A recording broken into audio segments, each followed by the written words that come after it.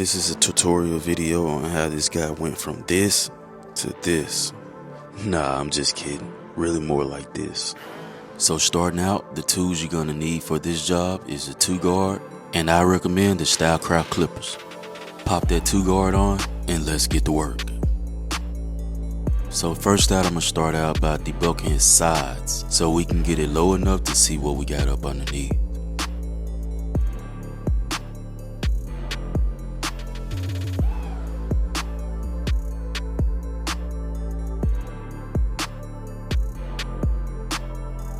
Next, I will be using no guard and start his ball line right at the middle of the C cup.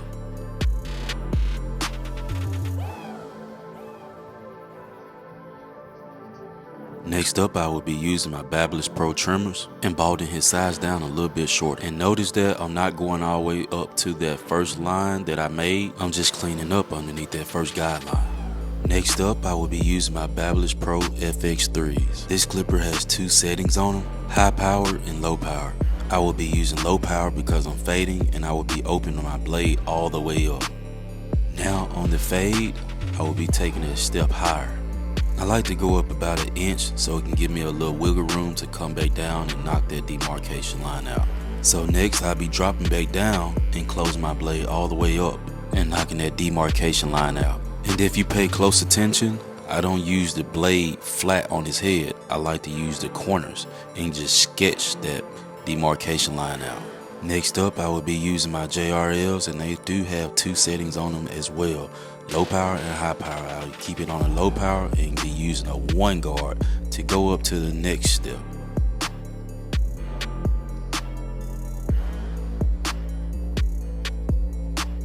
Next, I will be using my 0.5 guard to get the demarcation line that was created with my BaByliss Pro FX3s. Let me explain why. I like to use my 0.5 guard. It's basically equivalent to having no guard on and opening your blade all the way up, but it gives a smoother fade if you ask me. So next, I'll be going back to my 1 guard and opening my blade all the way up and going a step further.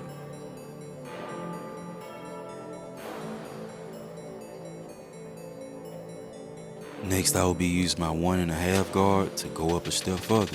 On the fade, this is typically my last step before moving on and shaping them up. So here's a front view of what we're working with. So before starting this shape up, we gotta pick his hair all the way out. These are the styles that my client originally asked for.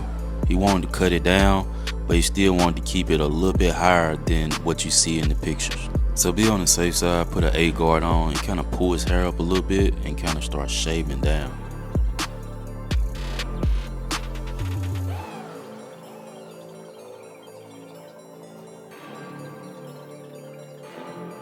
Now that I have basically got the kinks out, I can go ahead and pick his hair all the way back out, and now I can just freelance shape him up. Now if he was just getting shaped up and keeping it froed out, this would be the last step I do. But since that's not the case, I will be shaping them up and then coming back and lining them up and sponging them up after that.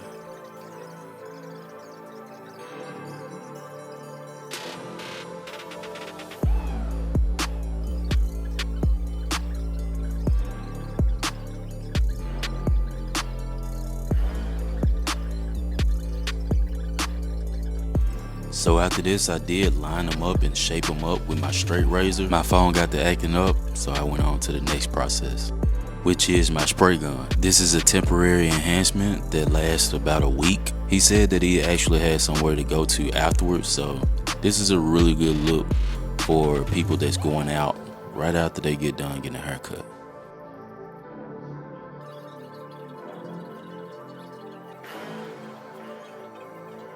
So right after spraying the enhancements on him, I come back and edge him up real good to just make sure he's very crispy.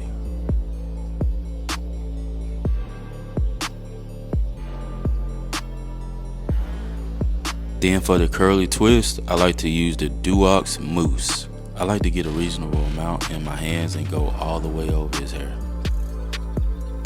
And then come back with that sponge and sponge it all the way over.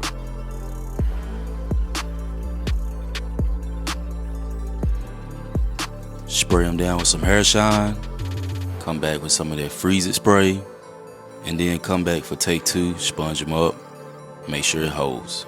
And this is the finished look for my client. I hope you guys like this tutorial video. If you would like more of these videos from me, please like and subscribe to my page. I appreciate it. Thanks.